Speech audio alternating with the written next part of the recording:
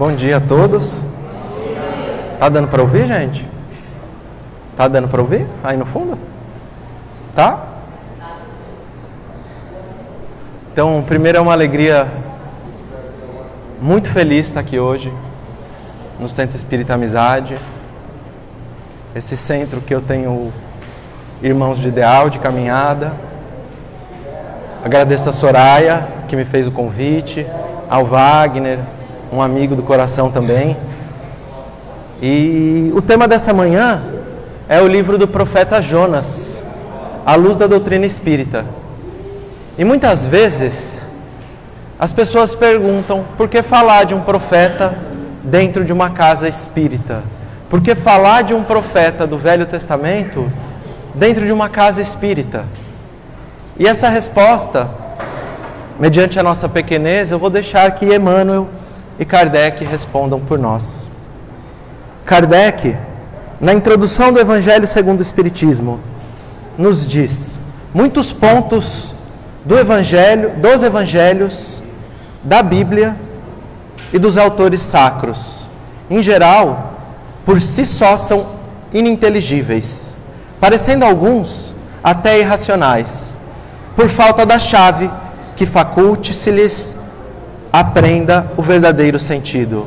Essa chave está completa no Espiritismo, como já puderam reconhecer os que têm estudado seriamente, e como todos, mais tarde, ainda melhor reconhecerão.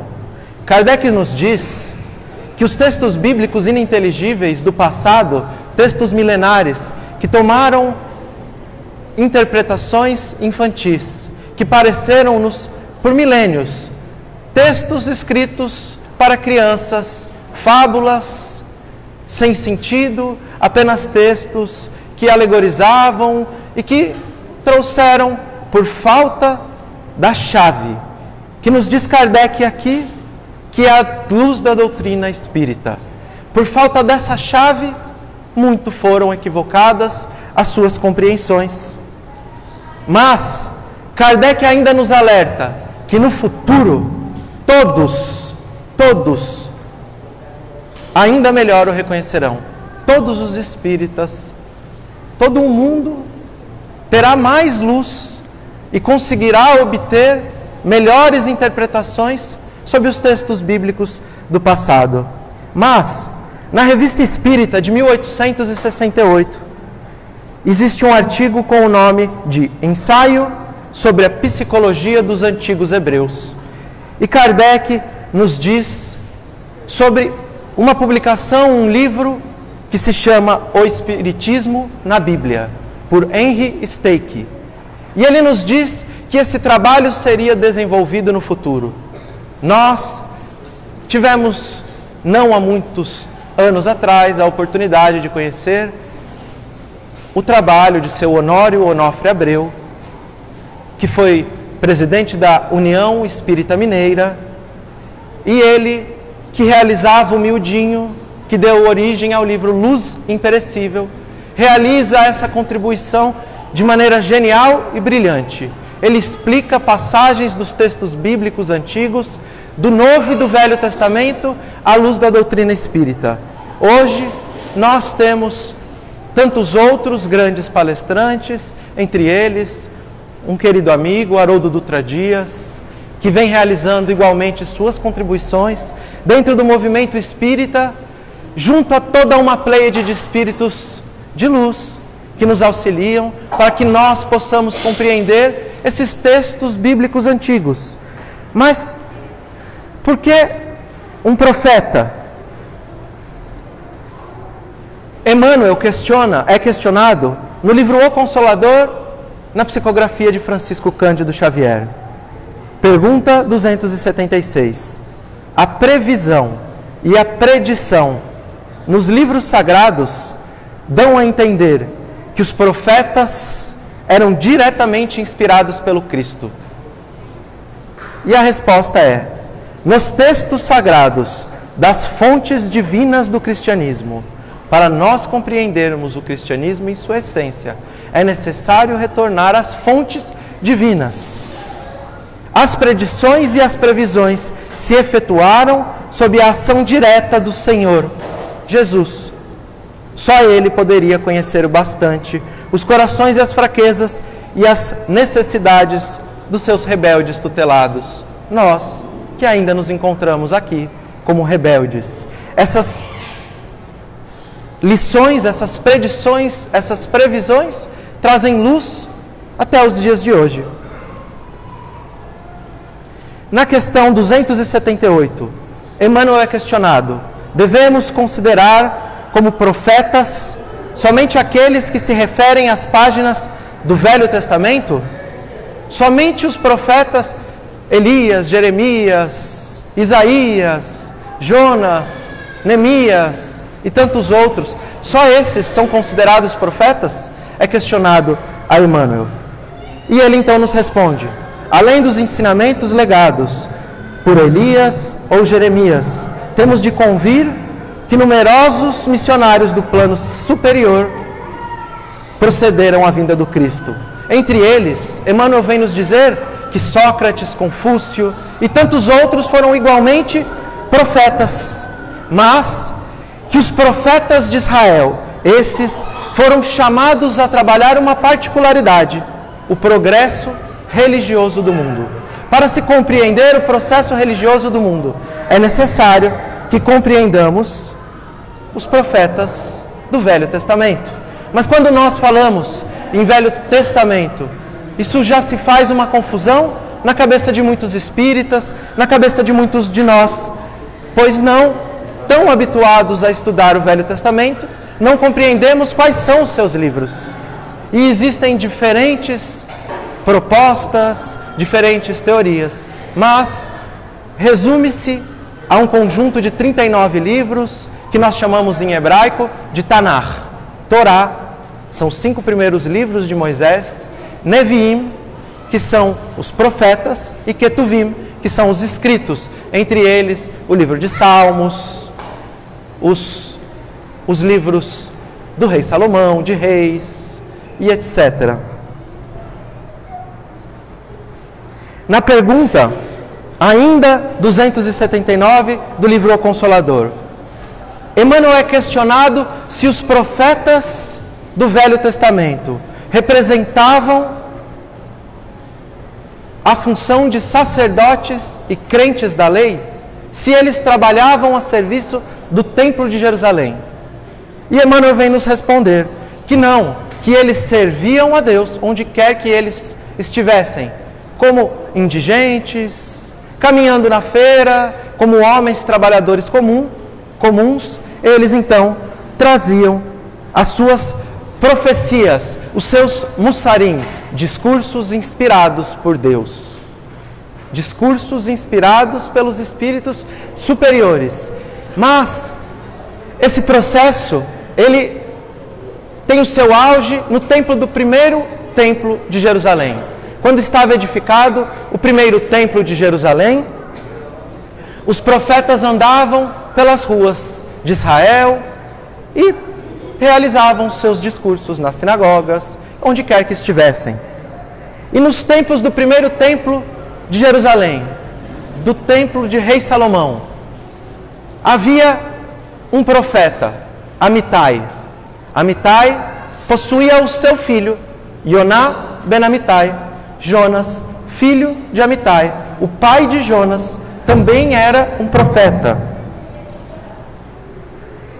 E o livro de Jonas se inicia pelo seguinte versículo em hebraico: Vayechi davar Adonai el Yoná ben Amitai lemor kum lech el Ninev chaira gdolah ukara elav ki elatam ratam lefanav. O livro de Jonas começa com o versículo: a palavra de Deus veio a Jonas, filho de Amitai, dizendo: levanta-te e vá até a grande cidade de Nineve, clama contra ela, pois a sua maldade subiu à minha presença. O profeta Jonas recebe o pedido, a profecia, de que deveria ele caminhar até a cidade de Nineve. Nineve é uma cidade distante, uma cidade onde ainda se fazia a idolatria como constância nos seus dias. Ioná então se entristece, Jonas se entristece, pois como poderia ele caminhar a uma cidade de não-judeus para realizar uma profecia de Deus?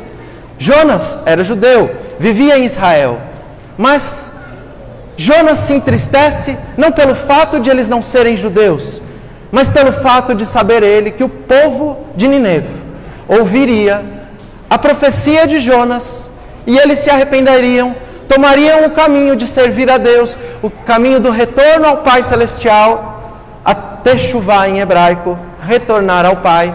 E então, o que seria do povo judeu? O povo judeu que recebera diversos profetas. A primeira revelação fora instaurada através da lei de Moisés e foi dada continuidade através de todos esses profetas. O que seria de seu povo? Jonas amava o povo judeu. E se ele realizasse essa profecia, estaria, entre aspas, colocando uma acusação diante de Deus, pois um povo sem informações religiosas ouviria sua profecia e o povo de Israel, com todos os seus profetas, eles não ouviriam. Jonas, então decide fugir. Ele decide fugir para uma cidade, Tarshish. Mas Jonas sabia que não poderia fugir de Deus. O Salmo 139 de Davi já nos diz: para onde poderia eu fugir do teu espírito? Para onde poderia escapar eu de tua presença, Deus? Se eu escalar os céus, aí estás. Se eu me levantar sobre o leito da mais profunda sepultura, igualmente aí estás. Se eu me apossar das asas da alvorada e for morar nos confins do mar, aí também estarás tu, meu Deus. E então Jonas segue em uma caminhada até o porto de Jope, atual cidade de Iafo, em Israel, ao lado de Tel Aviv. Quando ele chega a Jope, que não era o maior porto de Israel, pois o maior porto era em Cesareia, Queisária, mas era um grande porto comercial, onde estavam os pescadores, mercadores, e lá se fazia-se o alvoroço do comércio e das embarcações que chegavam e saíam. Então Jonas procura uma embarcação que partisse para a cidade de Tarshish. Jonas, chegando próximo àquela embarcação, compra sua passagem, mas ele deveria aguardar alguns dias. Aguardar alguns dias, pois não havia passageiros o suficiente para partirem para Tarshish. Ele então diz: eu vou comprar todos os lugares desse navio e nós partiremos agora. Ele compra todos os lugares do navio e eles partem então pelo mar Mediterrâneo, na cidade de Jope, em uma tarde agradável de sol e de brisa ao mar Mediterrâneo. Eles então partindo na navegação com um capitão extremamente experiente. Quando já distante das terras, inicia-se a chuva, uma tempestade que não era comum. A tempestade se faz com ondas gigantescas que atormentavam o seu barco. E então Jonas, olhando tudo aquilo, vê que as pessoas começam a se juntarem no deck do navio, no convés do navio, para fazerem suas pressas. Jonas era o único judeu do barco. Ele era o único que possuía a fé no único Deus, Criador dos céus e da terra. E ele vê aquelas pessoas adorando os seus ídolos. Ele então desce para o andar de baixo do barco, aos quartos, onde ele adormece. As pessoas que estavam no deck do navio viam que a tempestade não cessava e então, vendo que o navio estava pesado, começam a jogar os seus bens do navio, começam a jogar os animais do navio e procurar por tudo que tivesse peso. Eles então descem aonde encontravam-se os quartos, encontram Ioná ben Amittai, Jonas, filho de Amittai, dormindo. Eles acordam Jonas e dizem a ele: como você pode estar dormindo numa tempestade dessa? Eles então levam Jonas até o deck do navio. Quando Jonas se aproxima, ele faz uma referência em seus pensamentos a Deus. E ele olha no horizonte outros navios. Esses outros navios, nenhum deles se encontrava em tempestade. Estavam navegando no sol e no mar calmo. Todos olham, então eles percebem: o que será que está acontecendo? Que só a nossa embarcação recebe a tempestade. Eles então percebem que alguém dentro daquele navio deveria ter, entre aspas, causado entristecimento a Deus. E eles perguntam: quem será esse? Eles então resolvem pegar um chapéu, tiram o chapéu da cabeça, escrevem o nome de todos aqueles que se encontravam naquela embarcação, colocam os nomes, misturam, tiram o primeiro nome e dizem: o nome que aqui estiver será o responsável por essa tempestade, será aquele que entristece, enfurece a Deus. Eles tiram o primeiro nome, Yoná ben Amittai, Jonas, filho de Amittai. Mas poderia ser uma coincidência. Eles então resolvem tirar outro nome. Tiram outro nome, Yoná ben Amittai, Jonas, filho de Amittai. Tiram outro nome, Jonas, Jonas, Jonas. E todas as vezes que tiravam o nome, não poderia haver coincidência. Era o nome de Jonas que saía. E eles questionam: quem é você? E ele fala: eu sou Jonas, aquele que serve ao Deus único, aquele que serve ao Criador dos céus e da terra. E eles questionam: como você poderia enfurecer o Criador dos céus e da terra? O que você recebeu? O que você fez? E ele diz: eu recebi a profecia de caminhar até Nineve, mas eu estou fugindo para Tarshish. Não estava Jonas fugindo de Deus, mas fugindo de suas obrigações. Estava caminhando ele a uma terra distante, aonde não receberia mais ele profecias. E eles então decidem que Jonas era o problema. Jonas diz: talvez se eu for jogado desse barco, cesse a tempestade. Eles então, com medo, pois tantos haviam enfurecido com suas agressões a Deus, contra as suas agressões contra o povo de Israel. Eles então sentem-se amedrontados e decidem que colocariam vagarosamente Jonas nas águas do mar. Então seguram a mão de Jonas, colocam Jonas vagarosamente. Quando os pés de Jonas adentram a água do mar, a tempestade cessa. Eles então, vendo que a tempestade cessou, puxam Jonas. Jonas é colocado mais uma vez sobre a embarcação e a tempestade volta. Mais uma vez, eles colocam vagarosamente Jonas até as canelas e cessa a tempestade. Colocam no barco, volta a tempestade. E assim eles fazem até que Jonas decide: eu vou pular nas águas do mar. Jonas pula nas águas do mar e aqueles que se encontravam no navio iniciam a realizar sacrifícios para o Deus de Israel e retornam a Jerusalém, onde iriam até o templo. Jonas encontrava-se em mar aberto. E o que seria dele? Diz-nos o texto que vem um peixe que foi criado desde os primeiros dias da criação do mundo. Um peixe gigante, alguns dizem a baleia. E engole Jonas. Engole Jonas. Jonas sente-se confortável na barriga da baleia, sente calor na barriga da baleia, ele caminha pela baleia, vai até a cabeça da baleia, olha por seus olhos, através dos olhos desse peixe, não é a baleia, e vê através de seus olhos todo o oceano. Jonas então permanece 3 dias e 3 noites na barriga desse peixe. E ele então, é dito a ele, o peixe começa a conversar com ele: Jonas, todos os dias, um grande peixe é reservado por Deus para alimentar o Leviatã, o monstro dos mares. E hoje é o meu dia. Você está em minha barriga, você será feito de alimento a esse peixe. E ele então diz: me leve até o Leviatã. O peixe vai até a profundeza do mar e encontra o Leviatã. E então o Leviatã pergunta: quem é que aí se encontra? E Jonas diz: Yoná ben Amittai, eu sou Jonas, filho de Amittai. O que você quer aqui?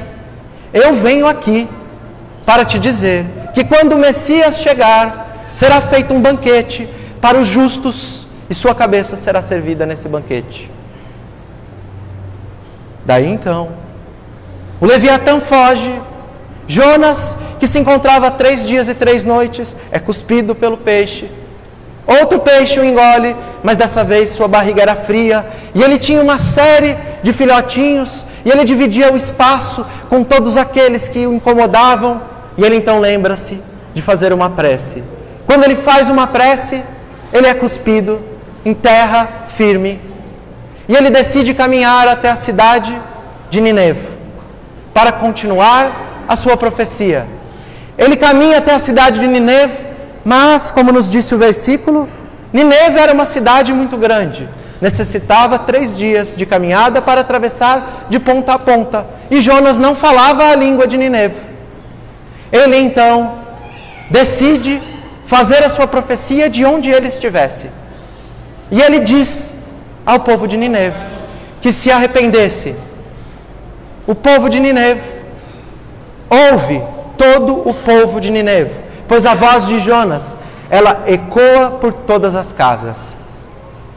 Ela é ouvida pelo rei Anaspir.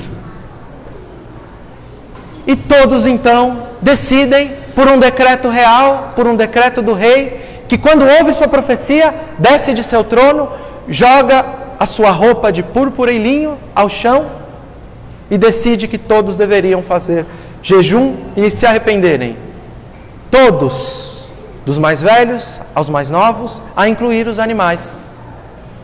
Assim, Jonas, que havia cumprido a sua profecia, caminha para fora da cidade. Mas ele, saindo dos portões de Nineve, ele então olha e decide construir uma tenda. Essa tenda, construída por ele, seria onde ele observaria se o povo de Nineve voltaria a pecar contra Deus. Naquela noite, nasce uma árvore, Kikaiom. Em português está traduzida como abobreira, uma árvore de abóbora, mas não é essa árvore, é uma árvore do deserto. E ela nasce e se torna grande. Jonas estava feliz, pois aquela árvore dava-lhe uma cobertura melhor, dava-lhe abrigo. Mas, quando acorda Jonas, uma pequena lagarta come aquela árvore e ele sente tristeza por haver perdido a árvore. E então Deus lhe diz: Jonas, por que a tristeza em seu coração? Se você não plantou e nem fez com que a árvore crescesse, você não teve piedade dos 120.000 homens de Nineve, mas tem piedade da árvore. Assim encerra os 4 capítulos do livro de Jonas. Todos nós entendemos a história, o fundo da história, como nós dissemos. Apenas a luz da doutrina espírita pode nos trazer compreensão, pode nos trazer uma compreensão racional de todos os aspectos desse texto. Agora, nós reformularemos a história a partir da luz dos princípios da doutrina espírita. Vale lembrar que essa história, como todas as outras, ou quase todas as outras, do Velho Testamento, se confundem em história, parábola, ficção, ensinamento moral, e para se codificar é necessário dessa luz.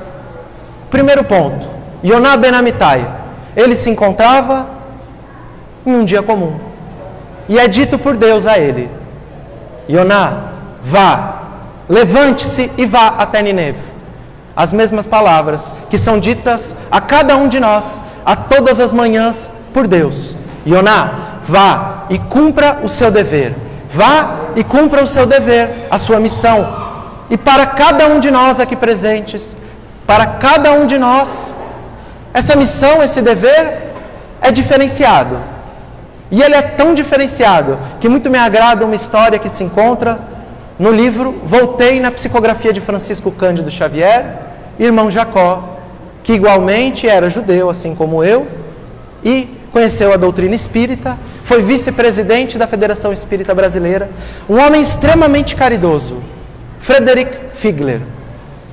E ele, que fundou a editora da FEB, hoje nós temos os livros da FEB, como mérito de seu trabalho. Ele fundou no Rio de Janeiro obras sociais como a Casa dos Artistas e tantas outras. Um homem que dedicava a sua vida à caridade extrema. E quando ele desencarna, ele é recebido por Bezerra de Menezes Bittencourt Sampaio. Ele estava em uma praia, diz-nos o texto, e quando ele ali se encontrava, seu mentor lhe diz: aguarde que uma mulher, uma pessoa que acaba de desencarnar, irá com nós. Para onde? Para nosso destino. E ele olha para o céu e vê uma luz forte, uma estrela cadente. Essa estrela vinha com muitos outros pontos de luz, menores. E ela então se materializa espiritualmente, ao lado de Frederick Figler, de irmão Jacó. E ele se sente envergonhado, pois sua luz era pequena, sua luz era mínima, e a luz dela resplandecia. E ele pergunta a seu mentor: quem é essa pessoa? Quem é esse espírito que aqui se encontra? Ele diz: esta foi uma professora na zona rural. E nós sabemos a importância do ensino e que o ensino, a educação transforma o mundo. Mas uma professora, aos olhos de nós que estamos encarnados, tem uma obra muito menor do que um homem que dedicou e fundou centenas, talvez, de obras sociais que atendem até os dias de hoje milhares de pessoas. Os livros de Chico, todos publicados pela editora da FEB, seu trabalho. E como poderia ser? Quando eu li essa parte, me deu um nó na cabeça. E daí nós compreendemos que o dever que foi dado a Jonas era um, que foi dado a irmão Jacó era outro, que foi dado àquela professora, que realizou o seu dever com todo o amor possível. Colocou ela num patamar evolutivo gigantesco. Frederick Figler tinha o potencial de cumprir e realizar obras muito maiores do que ele realizou. Apesar de suas obras serem grandiosas a nós, para seu espírito, que era um espírito de grande potencialidade, já com um desenvolvimento espiritual muito maior, ele deveria ter alcançado obras maiores. E aonde se encontra o guia para que nós possamos saber qual é o meu dever? Esse guia é íntimo, individual, e nenhum de nós consegue apontar o dever do próximo. Apenas a nossa consciência nos diz como nós devemos caminhar, como nós devemos realizar o mesmo que foi dito a Jonas: vá e cumpra o seu dever. E todas as vezes que não estamos cumprindo de acordo com a potencialidade máxima do nosso espírito naquele momento, pois quando alcançarmos, ela se torna maior. Quando alcançarmos, ela se torna maior. Como na representação da escada de Jacó. Assim com o conhecimento, assim com o cumprimento dos nossos deveres. Daí então nós compreendemos o porquê foi dito a Jonas: Benamitai. Mas Jonas, ele foge. Ele foge para um lugar onde havia o comércio. Ele foge para a materialidade. Ele então, assim como nós, quando impulsionados pelas paixões humanas, quando impulsionados pelo nosso egoísmo, encontra o barco que levará até a fuga, até fugirmos de nosso dever, impulsionado pelo egoísmo, fazemos com que as coisas não tomem o tempo necessário, o tempo de Deus. E então Jonas compra todos os lugares do barco. E essas falas que estou dizendo não se encontram todos no livro de Jonas. Pois quando eu conto a história, as histórias do Velho Testamento, eu conto sobre a história e os midrashim, com os pontos de vista da tradição oral do povo judeu, que se encontram espalhados em diversos outros livros. Pois alguém pode estar ouvindo com o livro de Jonas e eu não estou achando essa parte, ou outras partes que disse. Elas se encontram nos Midrashim, Midrash Rabbah e tantos outros. E então, ele parte, atropela todas as leis naturais, o tempo de Deus, os tempos necessários para os amadurecimentos de cada fase que possui a sua importância no cumprimento dos deveres. Ele atropela e sai, como todos nós, quando caminhamos para uma ilusão, quando caminhamos para nos afastarmos de nossos deveres. Ele sai numa tarde de brisa e sol, que parece que nos trará paz, naquele momento uma falsa sensação de paz. E ele parte pelo mar Mediterrâneo. O povo judeu, quando alcança o deserto para depois adentrar a terra de Israel, atravessa o mar Vermelho, o mar Mediterrâneo, que leva a civilização ocidental à materialidade. Então, navegando eles em paz, inicia uma tempestade, de repente. E assim é com todas as nossas ilusões, com todas as nossas paixões.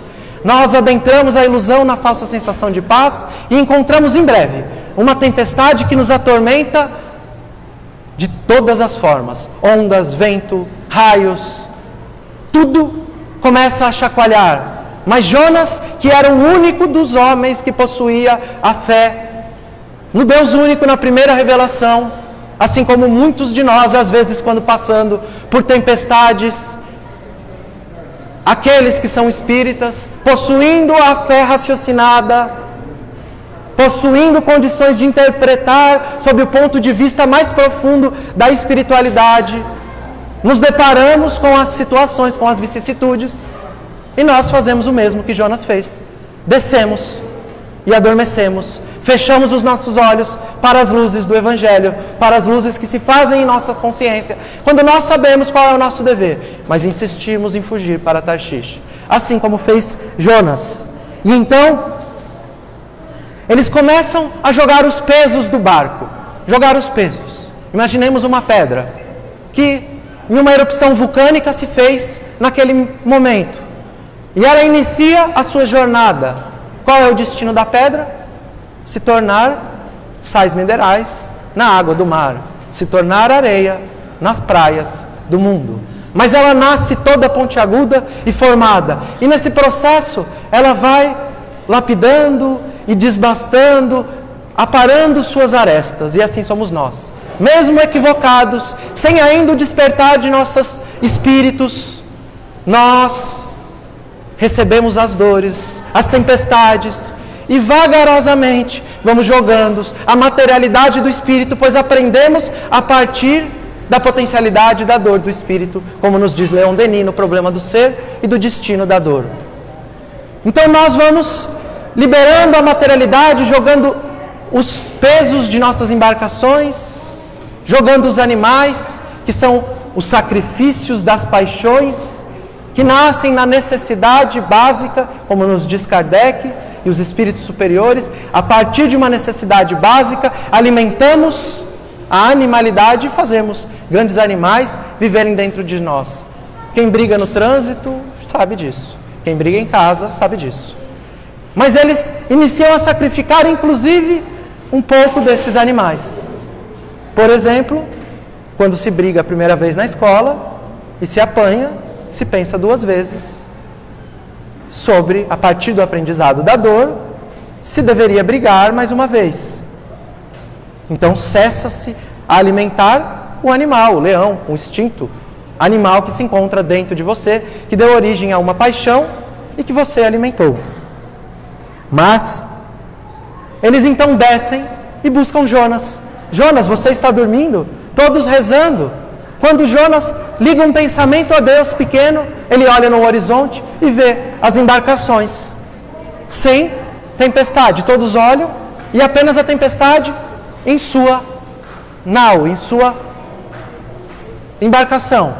Então, tem duas explicações. A primeira é que nós, quando estamos dentro de um problema, nós enxergamos a vida do próximo, enxergamos o que é exposto de melhor, principalmente hoje com Facebook, Instagram, Twitter, WhatsApp e o que quer que seja.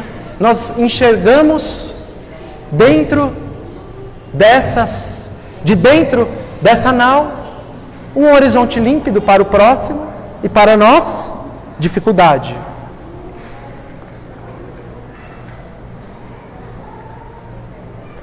Mas Jonas, então, olhando toda aquela situação, olha para si, enxerga que não importa qual é o problema, não importa qual é a tempestade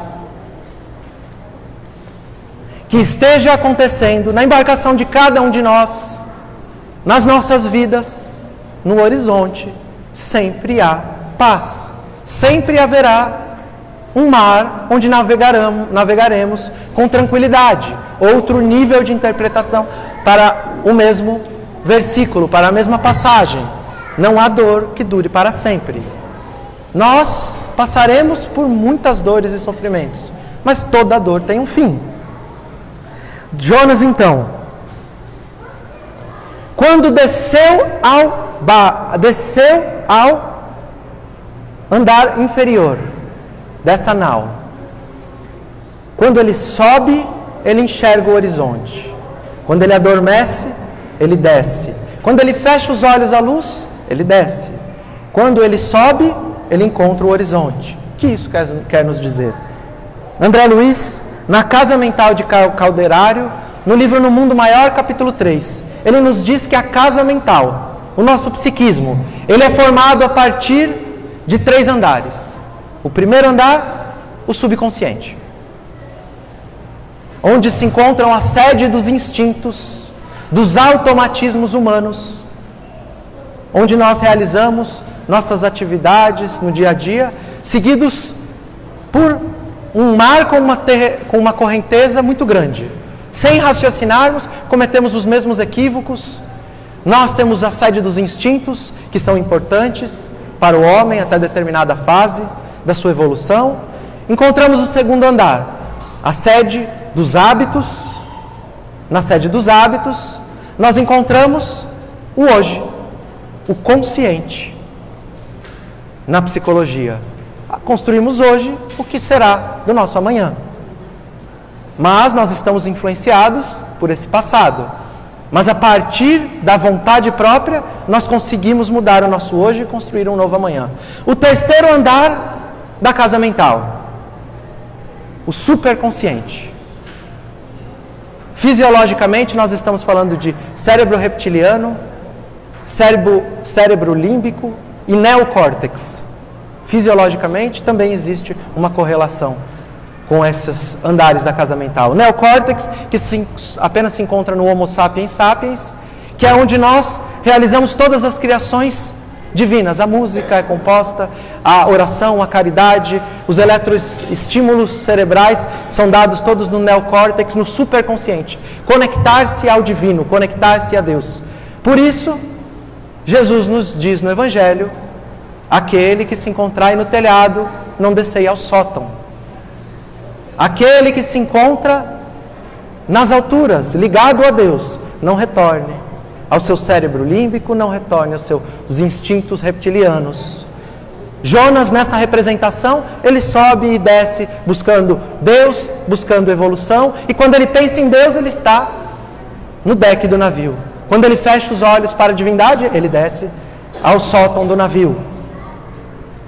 Daí então, nós encontramos Jonas com seus outros companheiros, buscando compreender quem era o causador daquela tempestade. E o chapéu, porque os judeus usam chapéu para representar, para ter consciência de que Deus se encontra sempre acima de nós. O chapéu, uma representação de um acesso, mais uma vez, ao divino, aonde se encontram escritas as leis divinas. No Velho Testamento? Não. Na Bíblia? Não. Todo mundo sabe que não. Na consciência. Mas por quê? Por que na consciência? Por que não poderia estar em um livro? Pois se estivesse no Velho Testamento, ou apenas no Evangelho de Mateus, Lucas, João, aqueles que nascerão antes do Evangelho não teriam acesso. Ah, mas Nós temos o Evangelho, o Velho Testamento, o Bhagavad Gita, nós temos o Livro dos Mortos. Em todas as eras nós tivemos livros que trouxeram verdades. Mas e quem era cego? E não tínhamos braille? E quem tinha uma deficiência mental? E não conseguia olhar os livros, não teve a possibilidade? Se Deus é suprema bondade, justiça e misericórdia, ela precisa estar escrita em um local onde todos nós temos acesso. Qual é esse local? A consciência. E quando ele é questionado, quando eles tiram os nomes, todas as vezes, as nossas consciências apontam os caminhos pelos quais nós devemos trilhar. Qual é o caminho? Quem é o culpado? Jonas. Sempre nós mesmos. Quem é o culpado de nossas dores no mundo? Nós mesmos. Quem é o culpado de nossas tempestades? Nós mesmos. Quem é o autor de toda a nossa história? Nós mesmos. Sem terceirização de culpa, porque poderia sair uma vez Jonas e a outra, o fulano ali que me colocou em uma situação difícil.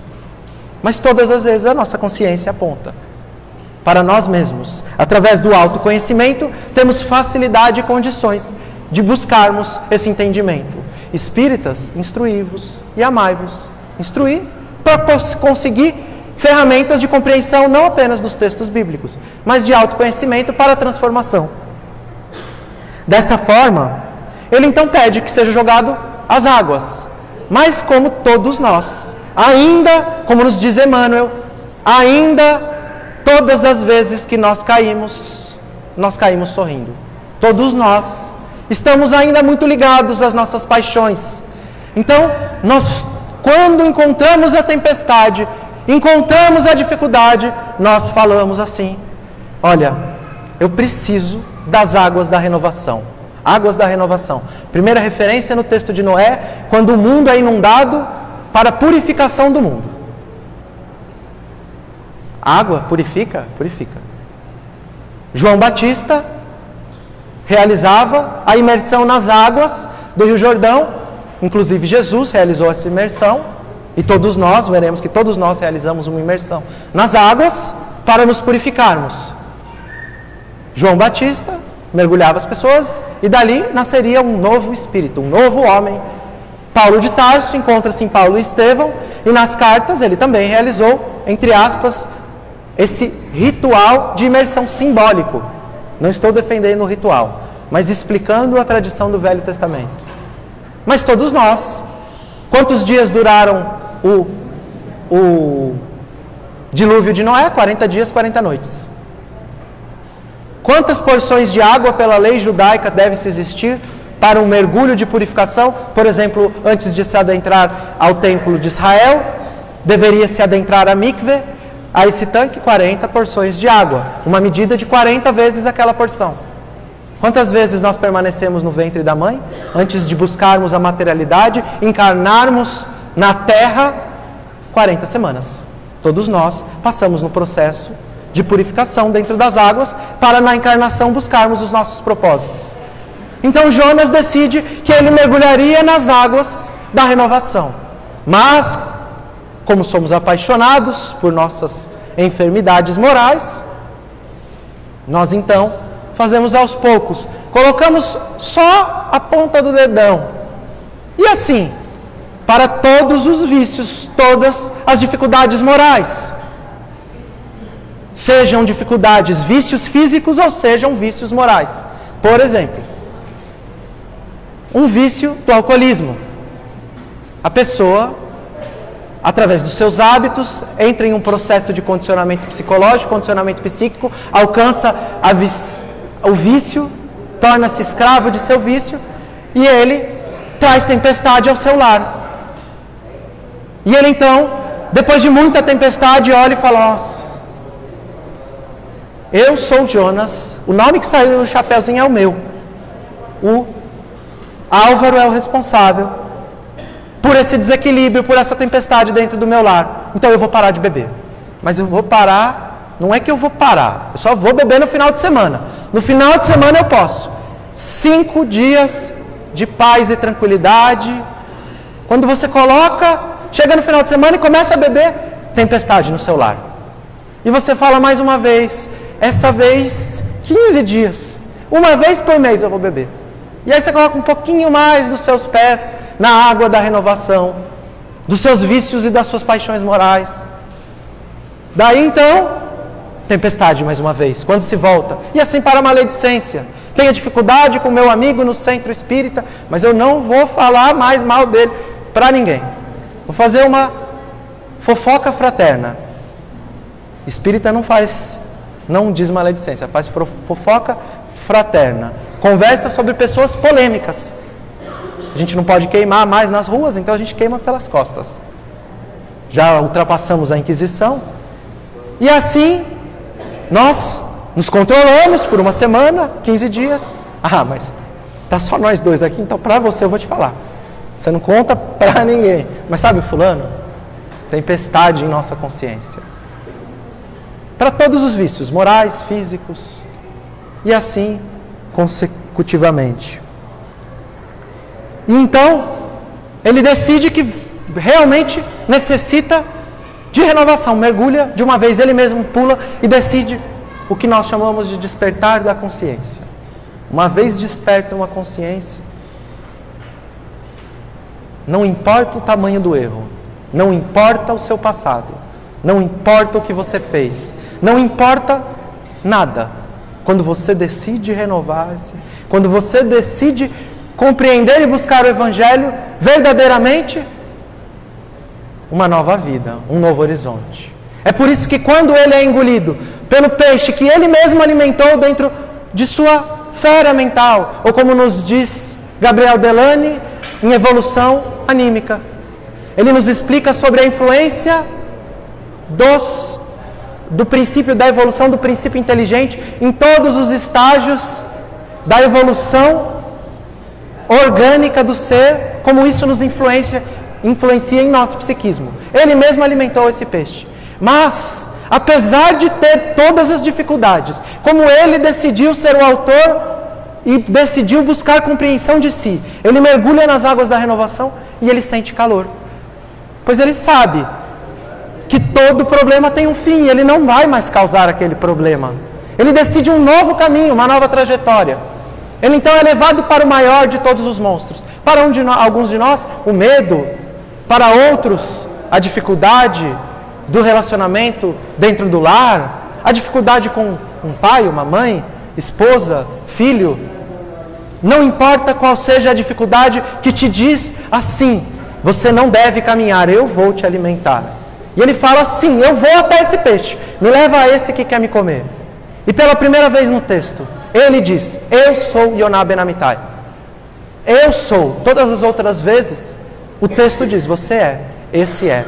Mas quando você decide: eu sou o autor de toda a minha história, eu sou aquele que mergulhou, aquele que decide renovar-se, você então caminha para o maior dos monstros e diz: através do Evangelho vivo, do Messias, você, o maior dos monstros de minha vida, a maior de todas as dificuldades, será servida como banquete dos justos, pois não importa o tamanho do seu erro.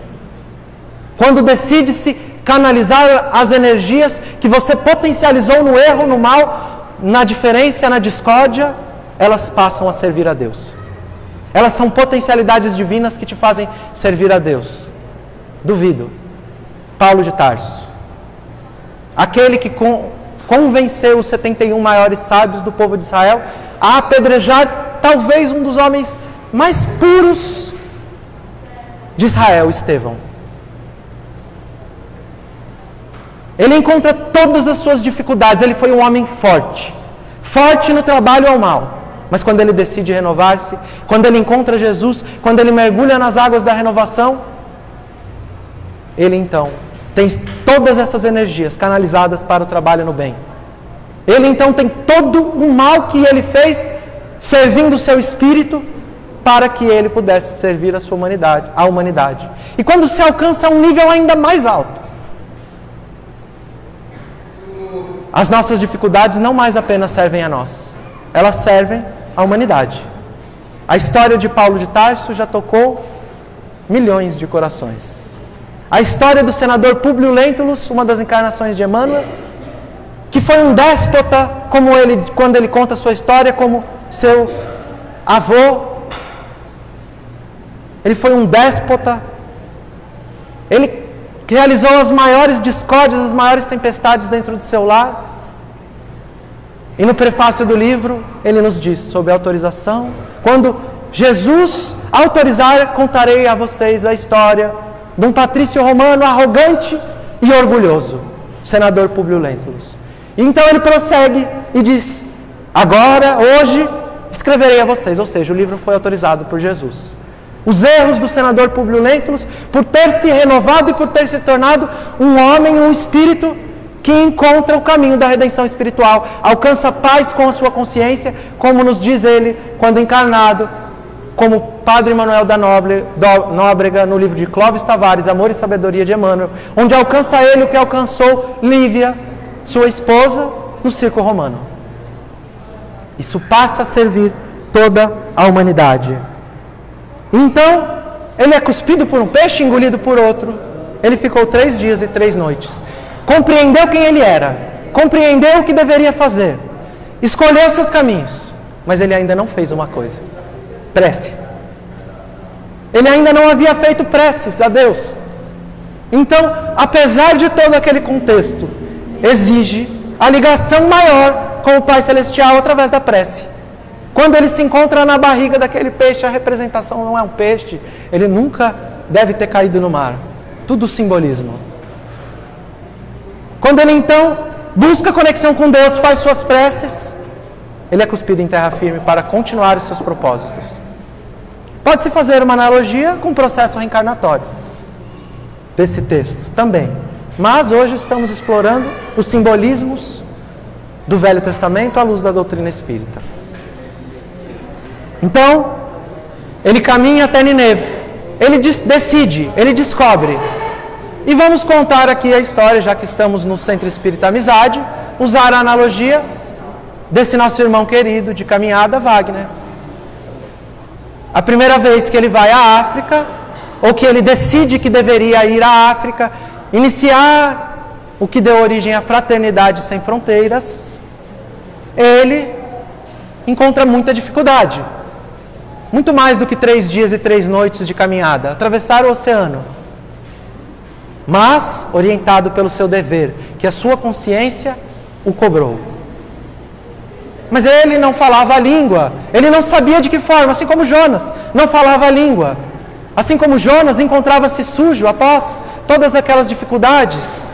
Ele então chega em Nineve e fala, como eu vou realizar a minha obra? Diante de uma cidade tão grande, diante de tanta necessidade de caminhada, a minha voz não vai alcançar todos os lares, todos os ouvidos, todas as consciências. A minha obra é muito grande, como eu vou fazer? Se tivesse em vós, ó homens de pouca fé, se tivesse em vós a fé do tamanho de um grão de mostarda, sua fé moveria montanhas. Pequenina semente que dá origem à grandiosa árvore.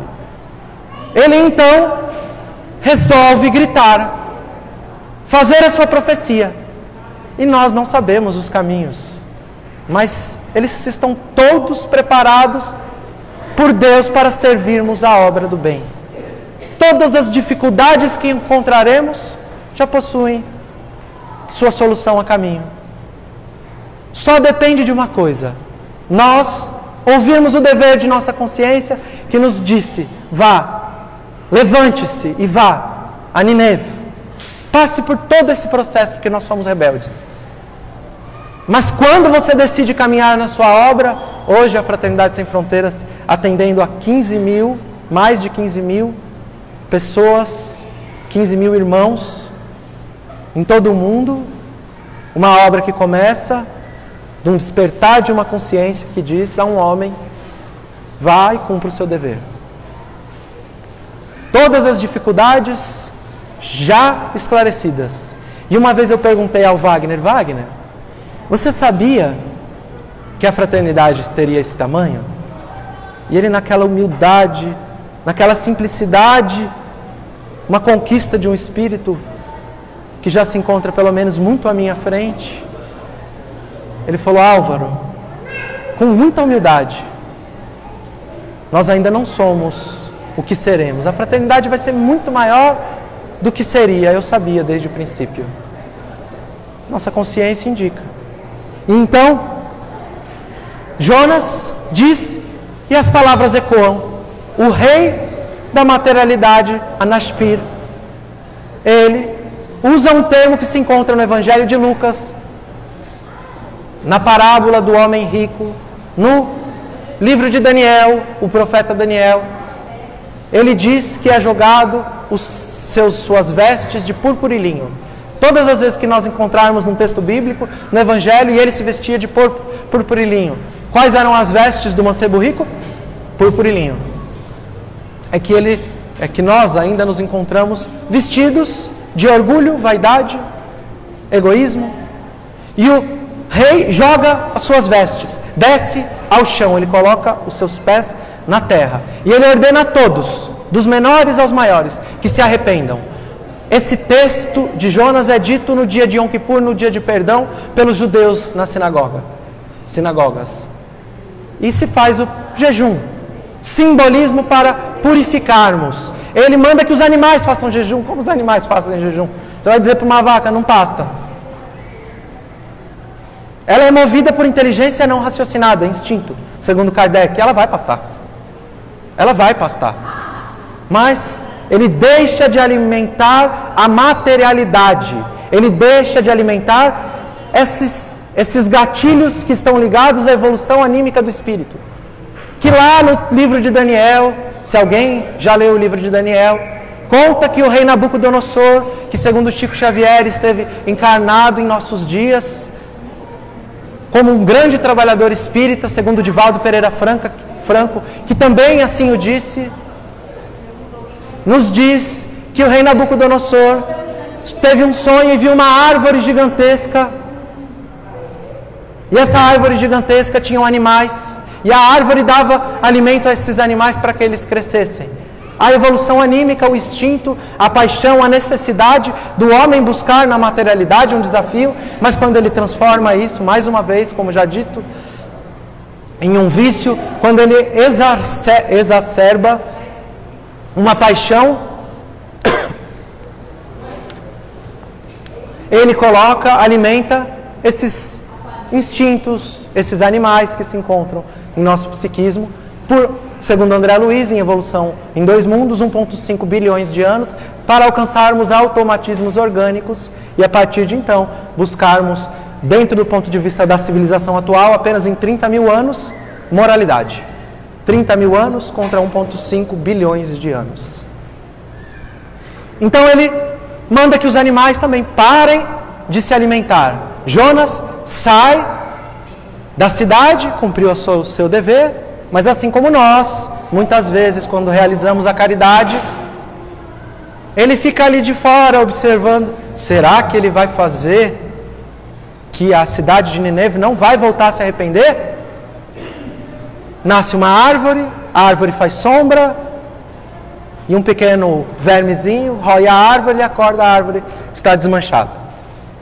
Eu me lembro uma vez, eu estava indo a um estudo, saí de minha casa, vi um homem na rua, era frio, por incrível que pareça, na Bahia, em algum dia do ano tem frio, e esse homem, eu olhei, me sensibilizei, falei, eu vou até a minha casa buscar umas roupas, ele estava só de bermuda, ele se chama Danilo, ele é esquizofrênico, e eu já o conhecia, já tinha visto ele algumas vezes, fui até minha casa, busquei um cobertor, busquei a roupa, levei até ele.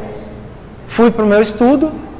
Quando eu retorno do estudo, eu vou passar para dar uma olhadinha, né? Para ver se ele está bem. Passei, ele estava com um cobertor, mas tinha jogado todas as roupas na rua. E eu falei, meu Deus, olha o que ele fez com o que eu dei para ele. E meu mentor na mesma hora me falou, mas você deu, não é seu. Você deveria estar feliz que ele aceitou aquilo como sendo dele e talvez ele esteja dando aquilo, porque para ele sobra. E eu me senti envergonhado, e às vezes nós fazemos a caridade esperando que as pessoas recebam da maneira que nós compreendemos pelo nosso egoísmo, que elas devem agir com o que nós damos. Ele então vê a árvore secar, por um pequeno animalzinho que foi deixado crescer e que alimentou uma árvore inteira. Assim, quando nós não oramos e vigiamos e deixamos as pequenas dificuldades destruírem uma árvore completa. Existe um sentido profético que eu não vou falar hoje, com uma relação com a passagem da figueira estéril, que hoje não iremos falar, mas existe uma outra história que nos remete quando Jonas se entristece porque a sua obra poderia, que aquela árvore que ele não plantou, ele foi dar uma mensagem que não era dele, para que fosse cultivada uma árvore que não era dele, ela cresce e ele fica observando, e quando ela seca, ele se lamenta. Deus diz a ele, os espíritos superiores dizem a ele: essa árvore não é sua porque você está triste. Você não se compadeceu dos 120 homens, mas da árvore você está com dó? E eu me lembro de outra passagem com Clara de Assis e Francisco de Assis. Conta que Francisco estava já nos seus últimos dias de vida, e Francisco então chama a irmã Clara, e ele se encontrava triste. E a irmã Clara diz, uma das encarnações de Joana de Ângeles, diz a Francisco: mas Francisco, essa tristeza no seu coração é porque você ainda é muito apegado à materialidade. Francisco de Assis era apegado à materialidade. Você ainda é muito apegado. Você veio, você trouxe a sua mensagem, você realizou a sua obra. O que as pessoas vão fazer dela, isso é com elas. Você deve deixar se libertar, você cumpriu o seu dever. Vai embora, volta para Jerusalém, Jonas. E ele permanece ali e se entristece de uma obra que não é dele. Porque não importa qual seja a obra, não importa qual seja a obra, ela não é nossa, nós somos apenas instrumentos. E então, que nós possamos aprender desses textos bíblicos. Quando eu li a primeira vez, eu acho que as pessoas, algumas, falaram: ai, que historinha para boi dormir. Que historinha mais infantil. Mas sob a luz da doutrina dos Espíritos, os textos bíblicos, como nos diz Emmanuel, como nos diz Kardec, tomam vida, pois são lições imortais, lições dos Espíritos superiores, que foram inspirados pelo próprio Cristo, a trazer informações que até os dias de hoje são as nossas dificuldades em função da rebeldia de nossos espíritos. Que possamos cada um de nós nos inspirar nos exemplos de Jonas, do profeta Elias, nos exemplos de Paulo de Tarso, nos exemplos dos tantos missionários que nos trazem os textos bíblicos, para que nós, como instrumentos pequeninos, repletos de imperfeições, para que nós, com todas as nossas imperfeições, com todos os nossos caminhos de equívocos, possamos ser as luzes convocadas pelo Cristo, para sermos os trabalhadores da última hora. Há muito fomos convocados, cada um de nós que aqui se encontra.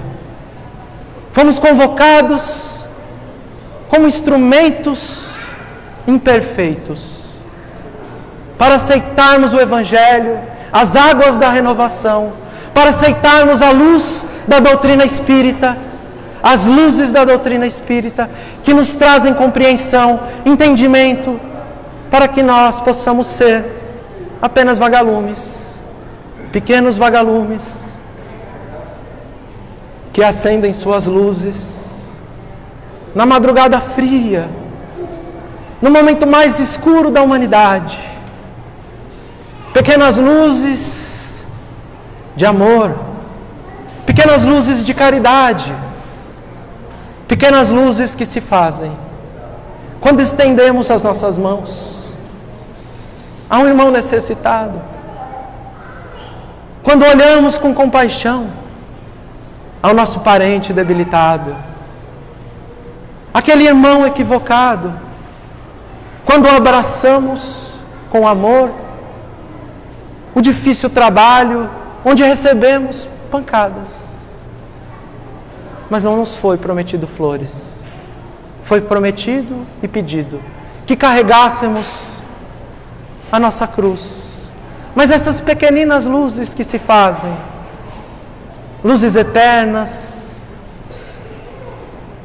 que irão resplandecer no amanhecer de uma nova era. Que sejamos inspirados por essa e todas as outras histórias. Muita paz a todos e uma boa manhã.